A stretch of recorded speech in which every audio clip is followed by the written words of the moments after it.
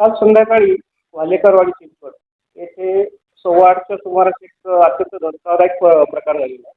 त्याच्यामध्ये दोन इस्मांनी अल्पवयीन तरुणीस चाकूने भोगसून ठार केल्याची घटना घडली आहे.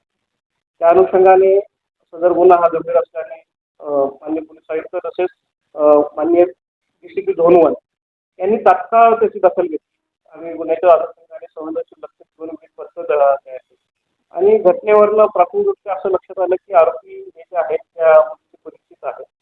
त्या अनुषंगाने थोडं तांत्रिक विश्लेषण आणि गोपनीय माहितीच्या अधिकार आम्ही 2 आरोपींना ताब्यात घेतलेलं आहे. दोन्ही आरोपी मेजर आहेत आणि चौकशी दरम्यान त्यांनी गुन्ह्याची कबुली दिली आहे. सदर गुन्ह्याबाबत आता अधिक चौकशी चालू आहे.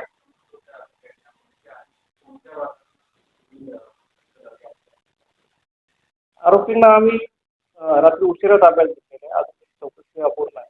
पण मुख्य आरोपी जो आहे उदयभान यादव हा शेजारीच राहणार आहे आणि त्यांचे नेमके काय संबंध होते, प्रथमदर्शनी काही आर्थिक व्यवहार होते का, त्या संदर्भात सविस्तर चौकशी चालू आहे. तपास